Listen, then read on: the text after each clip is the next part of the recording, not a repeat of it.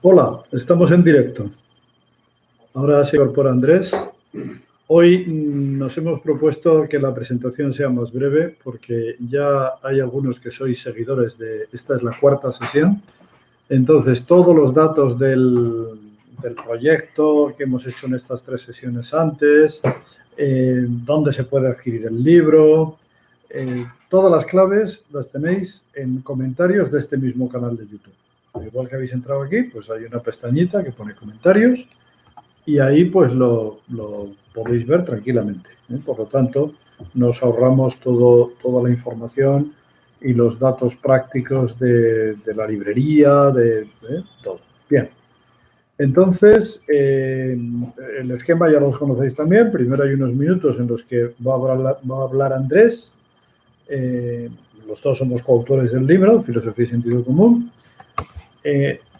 Luego hablaré yo y luego abriremos una tertulia abierta, una conversación abierta, porque parte del proyecto es hacer una relectura en abierto del libro. Y vamos un capítulo por cada sesión. Bueno, pues una vez dicho eso, ya sabéis que el esquema, en los capítulos anteriores, como en las series, ¿verdad? En capítulos anteriores hemos visto la primera, necesidad y utilidad del sentido crítico. Ahí estuvimos hablando, ha habido intervenciones muy interesantes también de los participantes. En el capítulo 2, o sea, sesión 2, dificultades para la adquisición y desarrollo de la capacidad de crítica, que fue el jueves pasado. En la sesión 3, estrategias de aprendizaje útiles para despertar o fomentar el sentido crítico.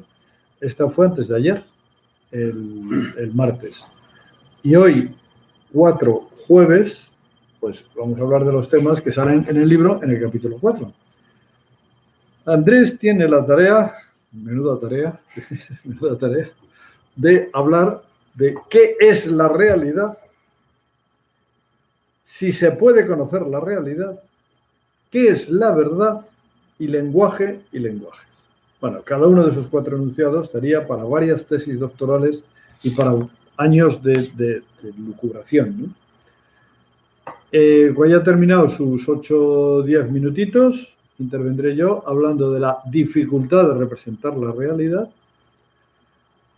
unidad del saber y un punto pues que entra ahí un poco en debate, por lo menos en el calentamiento previo que ha habido a la sesión, en las redes sociales, en Twitter, en Facebook, ha habido debate sobre relativismo,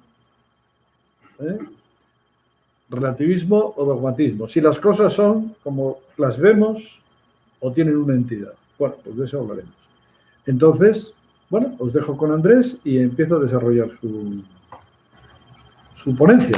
Muy bien. Pues nada, muchas gracias a todos los que os conectéis en directo o a los que estéis viendo la grabación.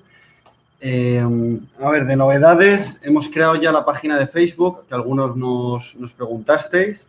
Luego pones @el sentido crítico, sin acento porque no deja, ya sabéis. Pero bueno, luego lo pondremos en el chat si da tiempo. Pero bueno, que sepáis que ya tenemos la página de Facebook creada. Y nada, vamos al lío. Hoy este capítulo es un poco más genérico, ¿no? Hemos dicho los 3 primeros capítulos se centraban más en el sentido crítico de qué es, qué dificultades tiene, qué estrategias para desarrollarlo tenemos. Hoy ya nos vamos al conocimiento de la realidad. Bueno, pues eso es un tema muy amplio, que podríamos decir muchas cosas. Yo, como siempre, voy a intentar concretar. Voy a empezar por el principio. ¿Qué es la realidad? El primer punto. Bueno, lo primero que voy a hacer es dar una definición, así, a lo loco. Luego me diréis si estáis de acuerdo, si no, si se puede matizar. Pero yo la definición que he hecho, muy breve, es la realidad es todo lo que existe. Sin más. Todo lo que es existente es la realidad.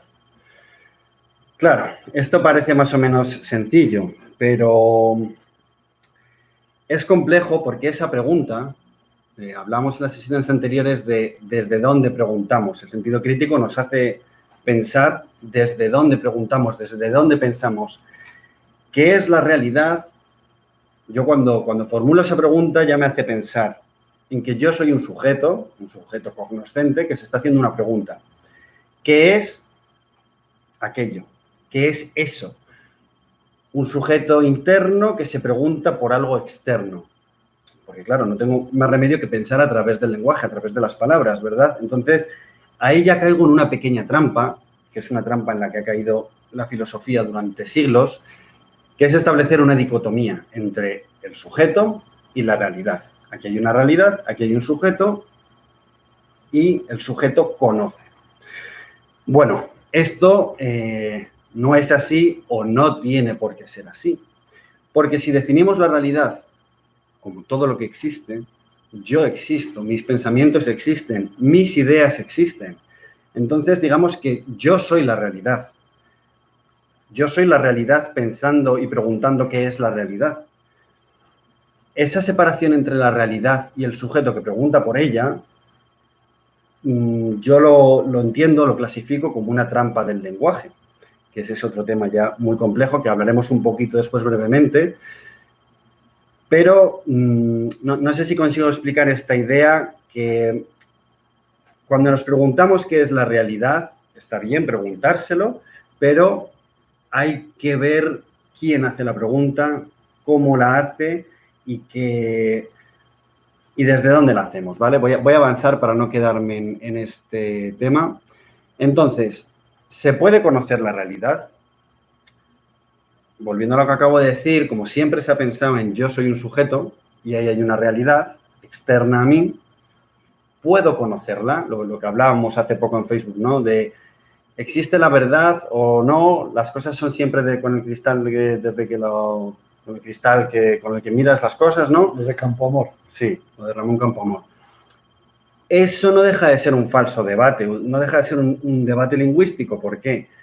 Porque volvemos a este esquema de yo estoy aquí, aquí está la realidad, ¿puedo conocerla? La pregunta sería, ¿puede no conocerse? La pregunta ya es hecha por un ser real, la pregunta ya existe, entonces digamos que la realidad realmente es algo autoevidente, es algo que no hace falta demostrar, ¿verdad? Pero siempre ha estado, pues eso, bueno, se me viene a la cabeza, ¿no? La película Matrix, por ejemplo, que seguramente habéis visto todos, y si no, verla, por favor. ¿Qué es la realidad? Hay un momento en el que se preguntan, ¿no? Si entendemos la realidad, no lo recuerdo exactamente, pero al final no dejan de ser impulsos eléctricos en nuestro cerebro, ¿no? Porque yo cuando miro la realidad, cuando veo un árbol, el árbol no lo meto dentro de mí, no cojo el árbol, sino que mis ojos o la luz que llega a los fotones, que llegan a mis ojos, elaboran una imagen y luego mi cerebro elabora un concepto que está también mediatizado por mi cultura, porque a lo mejor ese árbol para mi tribu es un dios. Entonces, pero digamos que con los sentidos yo conozco la realidad, ¿verdad? Con los sentidos yo estoy totalmente conectado con la realidad. Pero siempre ha estado esa duda filosófica de yo tengo acceso a la realidad tal cual, lo que se ha llamado desde Kant la cosa en sí, o yo solo tengo acceso a mis sensaciones de la realidad. ¿Cómo sé yo que mis sensaciones de la realidad se corresponden con la realidad? O si no vivo en un Matrix. Bueno, en primer lugar, que a efectos del sentido crítico esto nos da un poco igual, porque estos son debates un poco más filosóficos, teóricos, para la vida práctica, tampoco son demasiado útiles, pero yo quiero insistir esta idea de que nuestros sentidos, evidentemente, son una percepción de la realidad, pero también forman parte de la realidad. Quiero insistir machaconamente en romper esa dicotomía, ¿vale? Nuestros sentidos también son la realidad. Y un punto más allá, a ver si puedo explicar esto bien. Al final, nuestros sentidos están necesariamente conectados con la realidad porque si no estaríamos muertos, básicamente. Nuestros sentidos continuamente verifican la realidad. De hecho, yo me puedo dar cuenta, por ejemplo, el ejemplo este que se pone de cómo sabes si estás soñando o estás dormido. Bueno, yo creo que a todos nos ha pasado, a mí me pasa muchas veces el tener sueños lúcidos o el ser sonámbulo, y a veces he dudado realmente de si estoy soñando o estoy dormido. Pero esa duda es posible porque tengo certeza de cuándo he estado despierto. Es decir, cuando yo me doy cuenta de un error, cuando yo me doy cuenta, por ejemplo, que un sentido ha dejado de funcionar, que no veo bien, es porque previamente ha funcionado bien. No sé si estoy consiguiendo explicar esto, pero digamos que estamos conectados con la realidad de manera física y la mente es lo mismo. Yo concibo la mente o el intelecto como un sexto sentido, digamos, el olfato, el gusto, el tacto, la vista, el oído y la mente. Y creo que es una metáfora muy útil porque, por ejemplo, la vista. Yo como ser humano ¿puedo ver toda la realidad? No. Yo veo en unas determinadas longitudes de onda. Yo no veo el infrarrojo. Yo no veo a lo mejor como ve un pájaro o un águila real. No veo igual. De hecho, creo que hay animales, incluso plantas, que tienen más sentidos físicos que nosotros. Entonces, ¿yo veo toda la realidad? No. Pero lo que yo veo es real, sí. Yo veo una parte de la realidad, una parte mediada por la capacidad de mi vista. Pues con la mente lo considero exactamente igual. Yo tengo el sentido de entender la realidad, de pensar la realidad, pero está mediada por las limitaciones de mi existencia, que son pues ciertas categorías, ciertas formas de pensar y cierta constitución mental que tenemos los seres humanos. Entonces, los sentidos y el pensamiento son fiables, me permiten conocer la realidad, pero no son la realidad en su totalidad. Es una parte. Entonces, mi respuesta, ¿se puede conocer la realidad? Sí, se puede conocer la realidad, sin ningún género de duda. Pero, a ver, hay que tener mucho cuidado porque la realidad, cuando yo estoy hablando de la realidad, estoy diciendo un concepto. O sea, yo ahora mismo soy una persona, un ser humano, diciendo un concepto. Entonces, no sé eso. Entonces,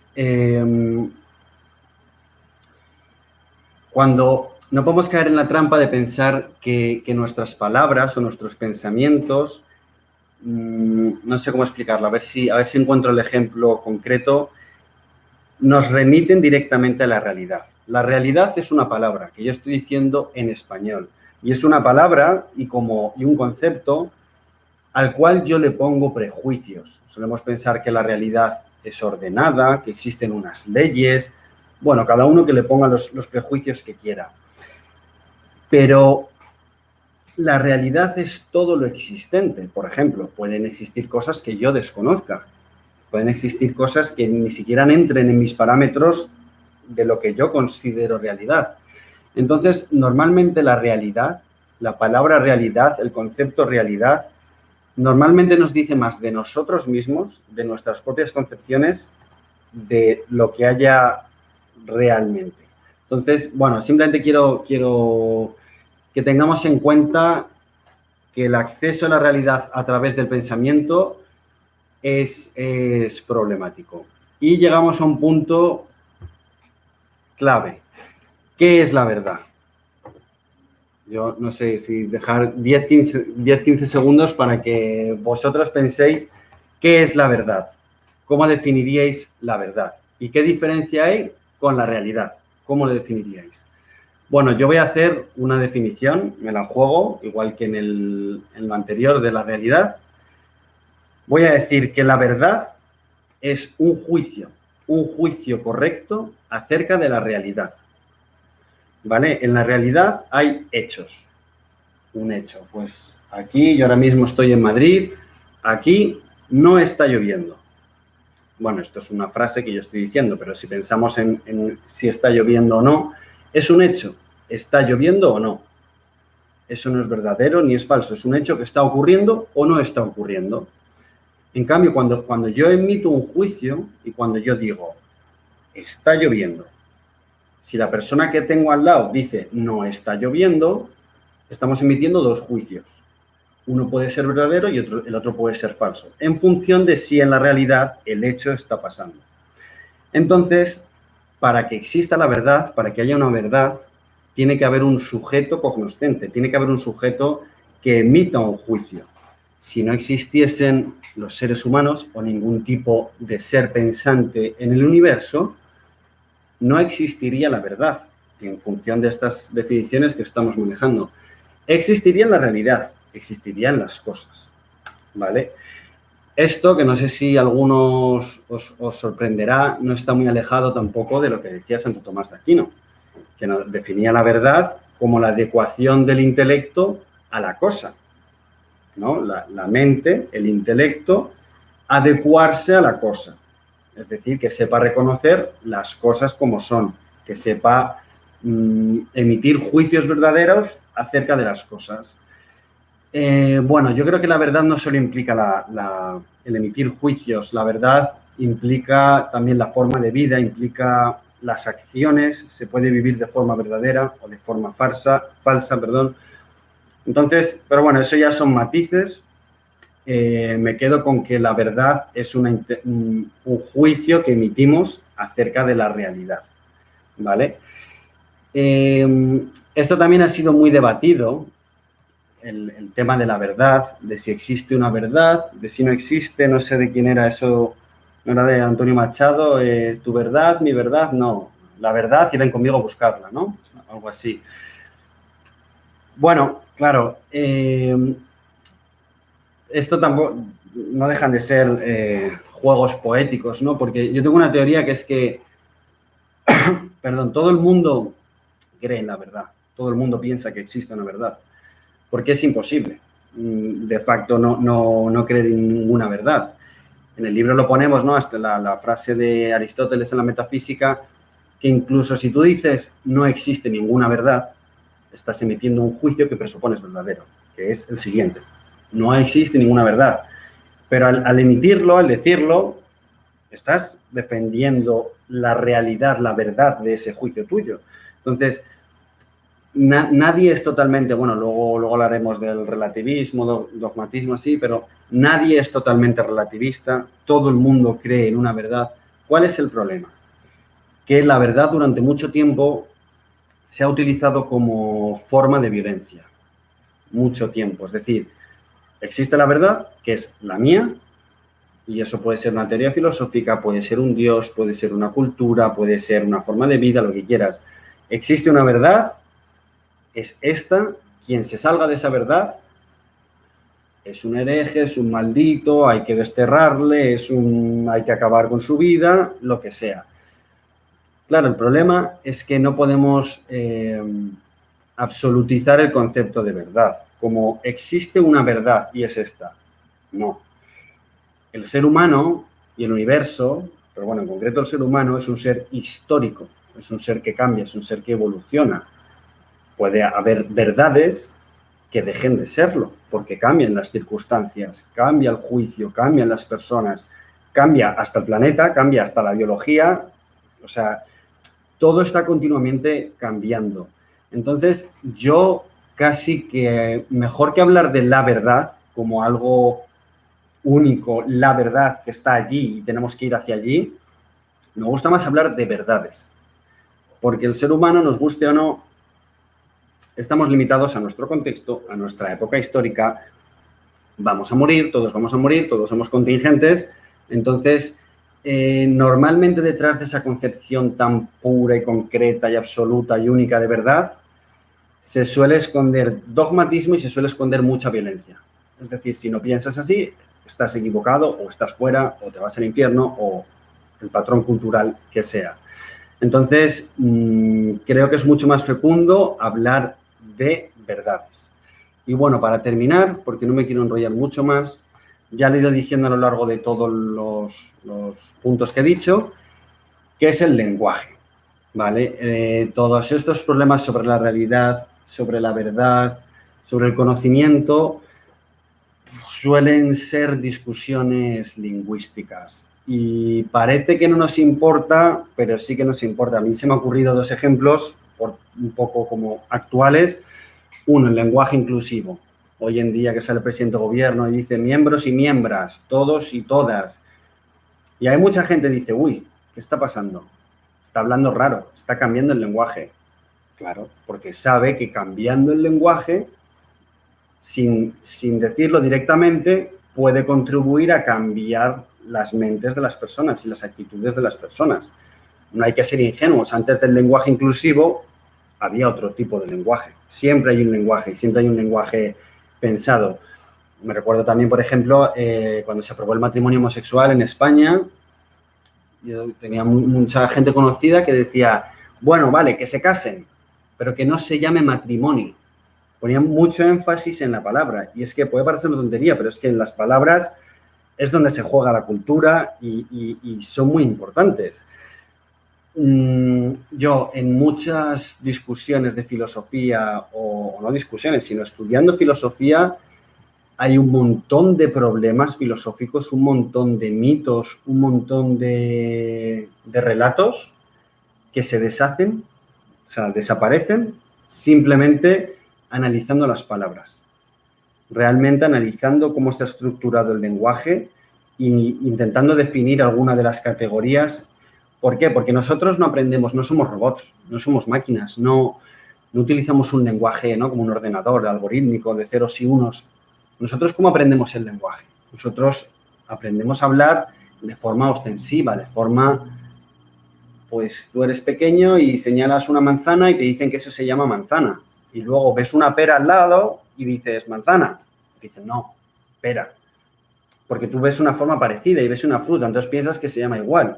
Pero te dicen que no, que se llama pera. O sea, tú vas aprendiendo poco a poco, vas aprendiendo a través de cuentos, a través de relatos, a través de tu contexto cultural. Bueno, es que no me quiero alargar mucho más. Simplemente para terminar con este tema del lenguaje, voy a recomendaros un libro que se llama La lengua del Tercer Reich, de Víctor Klempere. Os lo recomiendo a todos porque habla mucho de cómo los nazis, antes o para llegar al poder o antes de llegar al poder, hicieron un cambio brutal en la forma de hablar del pueblo alemán y de forma muy estudiada. Y lo cuenta de forma muy amena y ahí podéis profundizar un poco más en este tema del lenguaje, que es muy extenso y no me quiero alargar más. Así que nada, seguimos con la segunda parte. Y vamos. Muy bien, voy a hacer un matiz de algo que ha dicho Andrés hace un momento. Dice que conocemos con los sentidos y él ha añadido un sexto sentido, que es la mente. Pues yo me voy a permitir añadir un séptimo, que es la tecnología. Y yo la tecnología me la imagino como unos tentáculos que potencian nuestra capacidad. Ahora mismo se están haciendo operaciones quirúrgicas vía ordenador, con robots, que corrigen el posible temblor, vibraciones de las manos del cirujano y logran una precisión que el cirujano quiere, pero no está a su alcance. Sin embargo, el robot le presta esa... yo me he preguntado muchas veces, y lo comento con los alumnos en muchas ocasiones, digo, vamos a ver, ¿los microbios existían antes de que existiera el microscopio? No. Perdón, no, sí, sí, claro que existían, si no nos hubieran podido descubrir, ¿no? No tiene sentido que el microbio le dijera a la microbia, oye, chica, mira, que me he enterado que nos van a descubrir, tenemos que empezar a existir. No, eso es un absurdo, o sea, existían, claramente, ¿no? Pero nadie se lo imaginaba, porque no había herramientas para descubrirlo. Porque el ojo humano necesitaba una ampliación técnica del ojo para poder ver más allá. Y esto también puede ser en sentido literal y también en sentido metafórico, ¿eh? Bien, dificultad de representar la realidad. Bueno, pues primera cuestión, ya lo ha apuntado antes Andrés, es que una representación es una sustitución y es una reducción. La imagen que yo tengo aquí dentro, en mi cabeza, de la Torre Eiffel, no es la Torre Eiffel. Si fuera la Torre Eiffel, yo tendría que tener un cráneo de más de 300 metros. Creo que la torre tiene 310 metros de altura. Estoy haciendo un poco sensacionalismo, un poco de así en plan circense, pero es verdad. Mi imagen de la Torre Eiffel, o como yo nombre a la Torre Eiffel, yo escribo en un papel T-O-R-R-E. Sí, ¿eso es una torre? No, eso es una palabra. Me viene a la cabeza una anécdota de un profesor de química que le decía a los alumnos, escribía en la pizarra H2SO4. Bueno, en aquella época escribía SO4H2, que todavía no se había cambiado. Y le decía, ¿esto qué es? Y el alumno decía, el ácido sulfúrico. Pues decía, ven aquí, ven aquí. Le cogía la mano, le tocaba con el dedo la S, la O, la 4 y dice, ¿te quema? ¿Te quema? ¿Te quema? Pues no. Es que no es ácido sulfúrico, es la fórmula del ácido sulfúrico. Bueno, claro, qué tontería. Sí, es que la representación, el nombre de la cosa no es la cosa. Y bueno, Andrés, como no podía ser de otra manera, nos ha hablado de lenguaje y lenguajes en que has tardado 2 minutos, 3 minutos. Pero claro, esos son trabajos, o sea, bueno, diga a todos los lingüistas que ha habido, ¿no? Hace poco leí algo de Chomsky y me quedé con una sensación de ignorancia de todo lo que me faltaba por saber de ese tema, ¿no? Bueno, la representación no es la cosa. A mí me encanta decir siempre, el mapa no es la carretera. Es un elemento muy bueno para moverte por la carretera, pero no es la carretera. Y la teoría no es la ciencia, y la ciencia no es la realidad, y los hechos no son los datos. ¿Cómo que los hechos no son los datos? No, el historiador no maneja los hechos. El historiador, cuando está trabajando con su ordenador o con su pluma estilográfica en su tiempo, o con su pluma de ave y su pergamino cuando estaba en otras épocas, no estaba manejando la batalla cuando describía una batalla. Estaba manejando descripciones de batallas, estaba manejando datos numéricos, datos lingüísticos, datos icónicos, solo representaciones. Y no es lo mismo. Yo creo que eso es muy importante porque tiene muchas repercusiones en la vida diaria.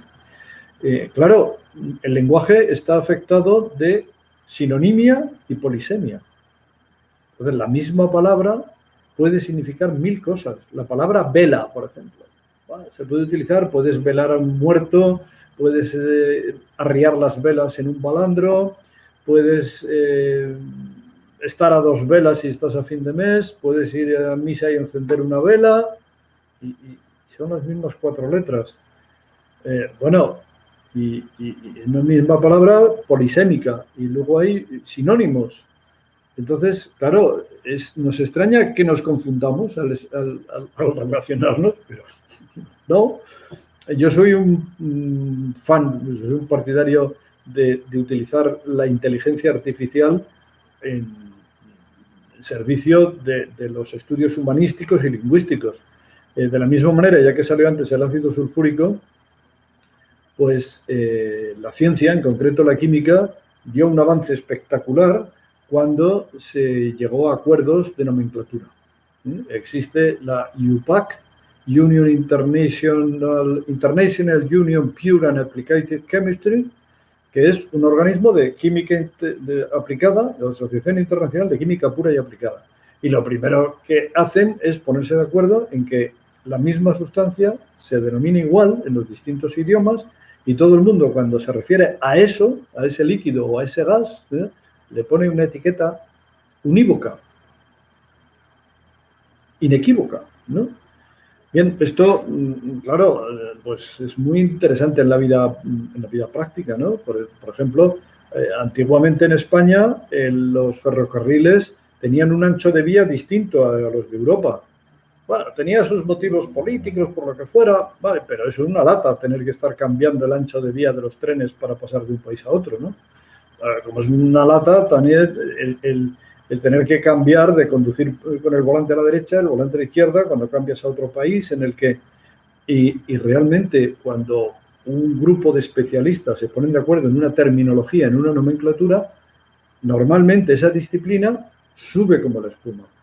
Creo que en el campo, en el mundo de la filosofía, sobre todo de las humanidades, avanzaríamos mucho si nos dejáramos ayudar por las técnicas actuales de Big Data, de inteligencia artificial, y nos diéramos cuenta que de las 28 acepciones que tiene la palabra libertad, pues hay herramientas capaces de distinguir los matices, mientras que con una sola palabra nos vamos a confundir necesariamente, ¿no?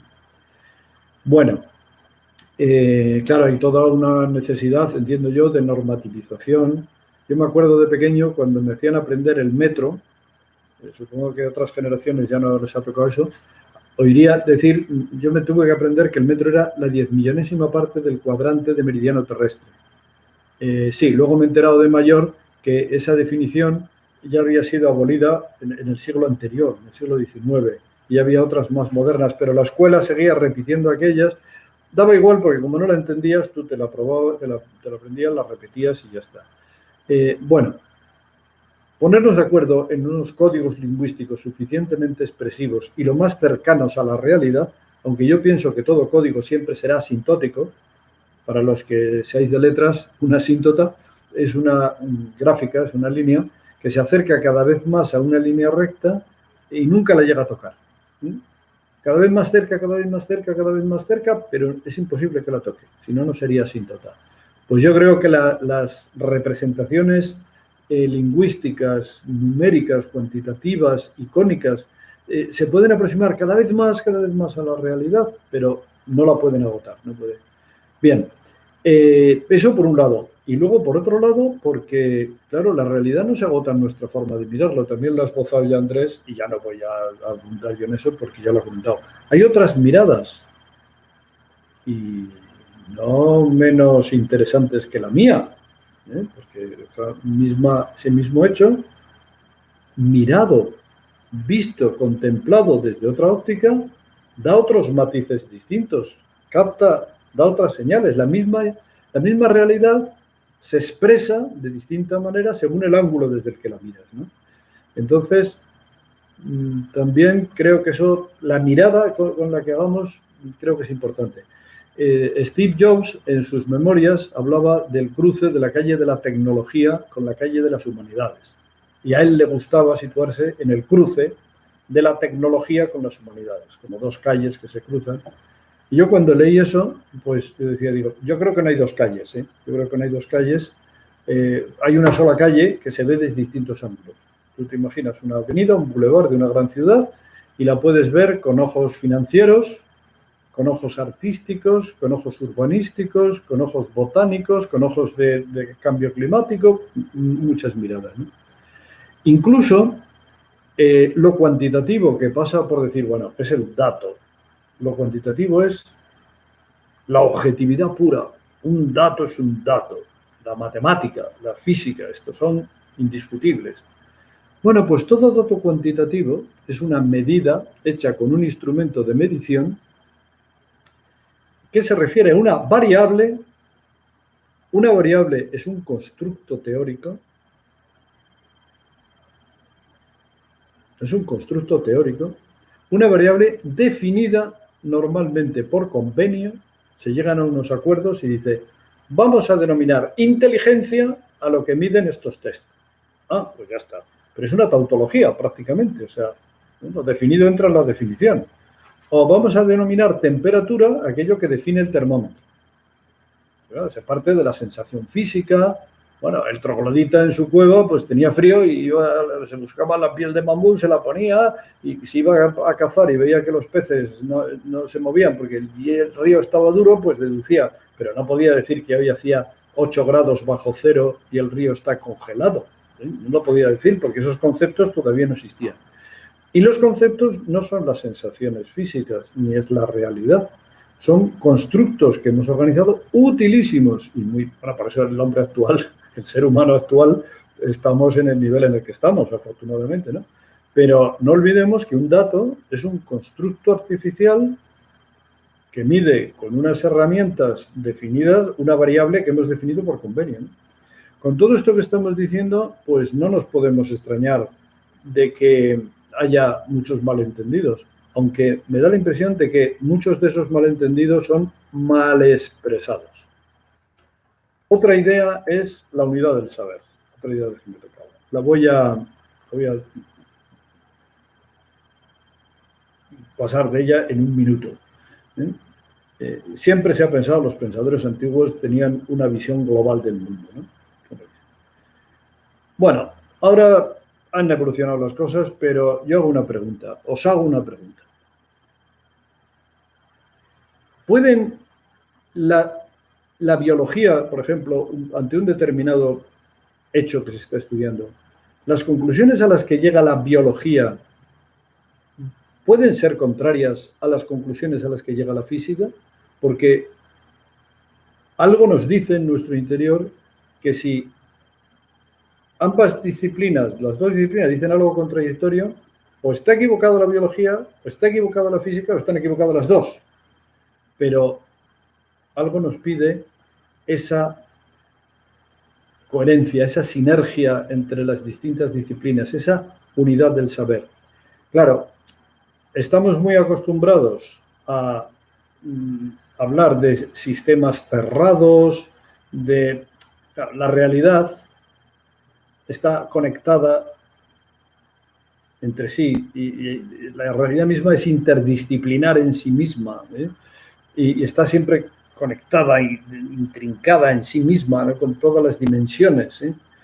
Y bueno, nosotros tenemos la intuición de que todo eso forma un paquete, una unidad del saber. Y esto, bueno, pues es un elemento ahí que nos ayuda a comprender la realidad en la medida en que es comprensible.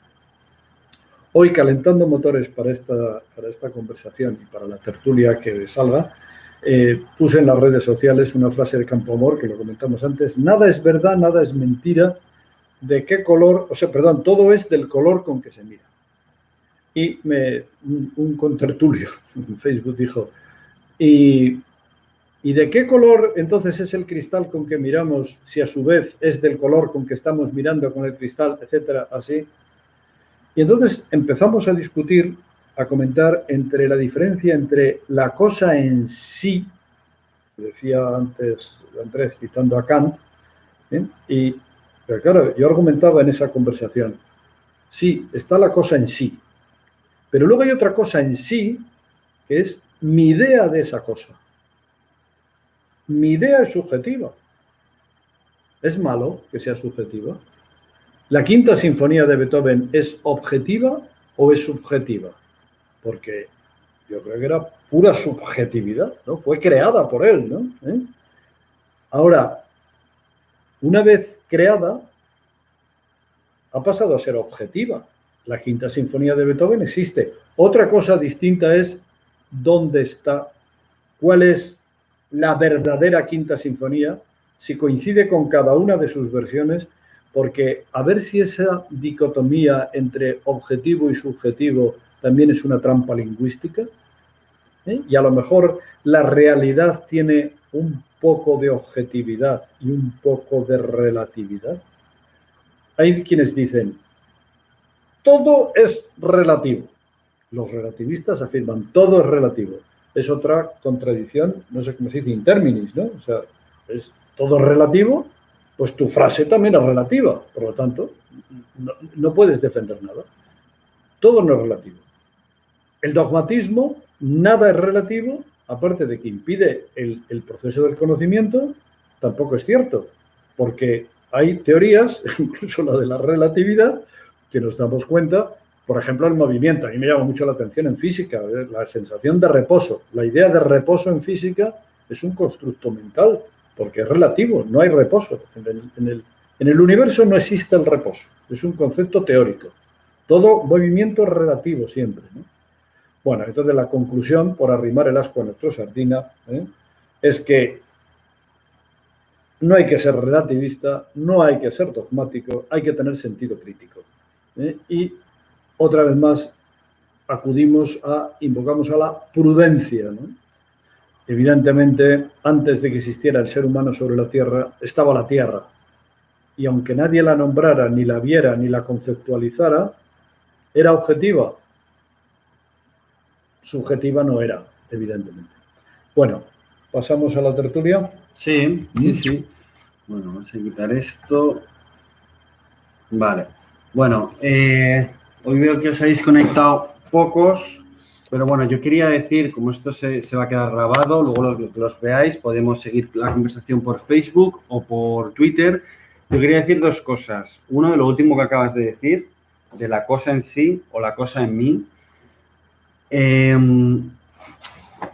La cosa que yo pienso tampoco es totalmente subjetiva, porque la Quinta Sinfonía de Beethoven la crea Beethoven sin más, o Beethoven ha sido educado en una música por unas personas, vive en un sitio, es decir, y utiliza unas notas concretas. Las propias ideas sí, de cada uno están, eso se estudia en teoría de la literatura. Antiguamente teníamos el mito romántico de el autor como, yo qué sé, Goethe, o un autor como genio y figura.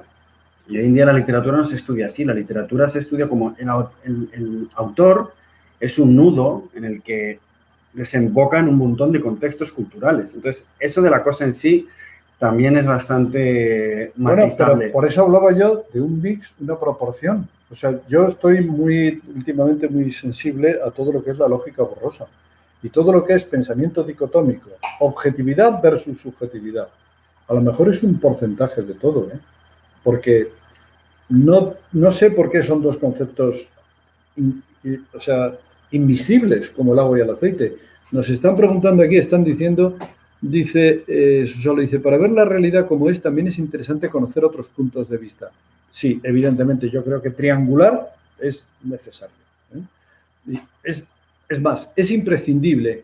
Cualquier directivo de una empresa o de algo, un líder que solamente se fía de su visión, es prácticamente seguro que conduce esa empresa o esa organización al desastre. Porque por eso está la dirección colegiada, por eso está la dirección corporativa, porque lo que no ve uno lo ve el otro, se añaden. Desde eso me parece, estoy rotundamente de acuerdo, conocer otro punto de vista. Mis sentidos me pueden engañar, pero si bastantes personas coinciden en lo que dicen sus sentidos, pues me puede dar bastante idea de cómo es la realidad. Totalmente de acuerdo. Me puede dar bastante idea de cómo es la realidad, aunque también puede haber engaño colectivo. También puede ser. Sí, pero esa categoría de el otro, una de las mayores verificaciones que tú tienes acerca de la realidad es el otro, la existencia del otro. Si existieses tú solo, te sería muy difícil comprobar que es cierto, que no es cierto, que cómo se están deteriorando tus sentidos o no. No tienes... Porque el otro te hace un feedback y estás continuamente viendo, yo estoy modulando mis reacciones en función de cómo creo que estoy siendo percibido. Y estamos construyendo juntos una realidad entre el emisor y el receptor. Yo algunas veces con ese esquema tan tradicional de la comunicación, emisor, mensaje, receptor, bueno, y canal. Digo, no es tan sencillo. No es una persona emite y yo emite y hay uno que recibe. No, porque, por ejemplo, yo en mis clases interactivas, que son todas con chat, los de mis alumnos doy clase online, entonces son todas interactivas y están continuamente dialogando. Claro, el día que los alumnos están más inspirados y me pican y ponen ideas, yo me crezco y mis clases salen mejor, porque no estoy hablando en general, emitiendo un mensaje que lo voy emitiendo y va circulando. No, estoy en continuo bipolo. O sea, ellos están reaccionando a lo que yo digo, yo estoy reaccionando a lo que dicen ellos y están despertando en mí ideas que no se me habían ocurrido que iban a salir si no me hubieran hecho esa pregunta o esa crítica o ese comentario.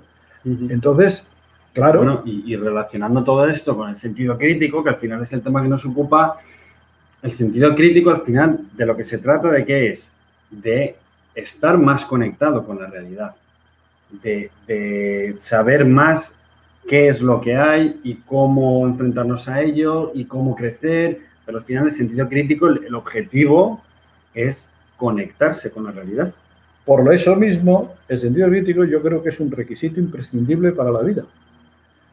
Porque si yo no me conecto con la realidad y yo no soy capaz de discernir si un alimento está en buen estado o no, o si la gracia que yo voy a contar en una tertulia va a molestar a las personas o no, porque no me doy cuenta, porque estoy a por uvas, como se dice vulgarmente, pues probablemente esté fastidiando a personas sin yo haberme enterado. Entonces, mi supervivencia vital, física, social, profesional, depende en gran medida de cómo yo me adecúe a la realidad. Eso tan civilino y tan que se va... desde el punto de vista del sentido crítico, ¿cómo veis el fiarse de alguien en una institución por quién es? Pues depende, yo como el gallego. porque creo que también una pregunta que me hacen mucho los alumnos es esta. Dice, entonces, según lo que usted dice, don José Fernando, no se puede no fiar de nadie. Digo, pobre de ti. Como no te fíes de nadie, pobre de ti. Pobre. Pero como te fíes de todo el mundo, pobre de ti. Entonces, ¿qué hago? Pues otra vez lo mismo, olfato, prudencia. Hombre, en un sentido práctico tú te fías casi todo el rato de casi todo el mundo. Tú te fías de que un paracetamol no te va a matar, tú te fías de que en el supermercado la fruta no está envenenada, tú te fías de las autoridades, de tus familiares, te fías constantemente de todo. Ahora, en un sentido teórico, sí, yo no me fiaría de casi de nadie, ¿me entiendes? O sea, realmente, en un sentido práctico te fías de mucha gente, en un sentido teórico, no es que no me fiaría de nadie, es que no daría por supuesto a nadie. Me da igual si es... Pero, por ejemplo, perdón, una cosa que está diciendo ahí, el tiempo es limitado y no se puede investigar y saber de todo. Y saber en quién confiar también puede ser una clave. Claro, tú entras en la web. Si te crees la primera noticia que viene, que sin saber el pedigrí del autor, de dónde ha venido, si es una persona, pues no es lo mismo si viene avalado por un comité de sabios, ha pasado unos filtros, está publicado en una revista de prestigio. Bueno, pues ya tiene más garantía. ¿Que hay errores también en revistas de prestigio y en libros publicados y con permisos oficiales y ministeriales? Los hay. Yo estuve de presidente de tribunal en una tesis doctoral donde se analizaban los errores que transmitían los profesores de ciencia de secundaria a los alumnos. ¿Por qué los transmitían? Porque venían en los libros de texto. ¿Y por qué venían en los libros de texto? Porque venían de manuales universitarios. ¿Y por qué venían? Porque nadie los había filtrado. Y era un error que estaba ahí o una cosa que se había cambiado, se había descubierto que era diferente, pero la tradición seguía, edición tras edición, se seguía arrastrando. Claro, volvemos otra vez a lo mismo. Hay instituciones, personas, lo que decía Andrés también en la otra charla, dice, el dinero. La persona que está firmando esto gana dinero, no gana dinero, es más filántropo, se la está jugando. Y luego una cosa que yo veo que estés diciendo en los comentarios aquí, pero en las sesiones también anteriores, es, a ver, el sentido crítico no lo estamos proponiendo, las cosas que decimos de dudar, ser escéptico, no te fías de todo, no lo estamos diciendo para un bebé recién nacido, para un ser humano neutro y que estas estrategias que estamos diciendo sean las que tiene que hacer todo el rato. Estamos hablando con personas que ya existen, que ya tienen familia, que ya están en un mundo cultural, que ya se fían de cosas, que ya están inmersas en una vida y estrategias que pueden ayudar a ser menos manipulables, a ser menos tal. Entonces, no estamos proponiendo esto como todo el rato, cada vez que pienses, no te fías de nadie. No, no es eso. Pero como de hecho ya te fías de todo el mundo, te fías de todas las autoridades, de todos los médicos, de tus policías, de tus gobernantes, de tus familias, de todo lo que, casi todo lo que lees, poner un poco de contrapeso y hacer preguntas. ¿Y por qué me fío? ¿Y por qué tal? Y incluso para luego poderse fiar con más crédito, con más garantía. O sea, sí, yo los someto a contraste y si pasa el filtro, pues, como el que hace abogado del diablo, si resiste el contraargumento, pues es. En ese sentido, sí, hay que dejarlo. En ese sentido, yo creo que no hay ninguna institución totalmente fiable o ninguna institución a la que se le pueda salvar y decir a esto nunca le pregunto por sus errores ni por nada. Sí, hay que dejarlo ya, que nos estamos pasando el tiempo. Solo quiero una cosa que me recordaba antes con tu anécdota del H2SO4, de esto no es ácido sulfúrico. Hay un cuadro muy famoso que lo podéis buscar de Magritte, que es esto no es una pipa. Bueno, escrito en francés, no, como sea, CNVA o como se diga, pero esto no es una pipa, mirarlo, a ver qué os parece, porque está muy relacionado con todo lo que hemos estado hablando. A ver si lo pilláis. Y en la sesión 5, la del martes que viene, os lo vamos a preguntar si habéis mirado el cuadro, ¿no? Deberes. Deberes. Bueno, muchas gracias a todos por venir. Nos vemos en la próxima sesión. Chao.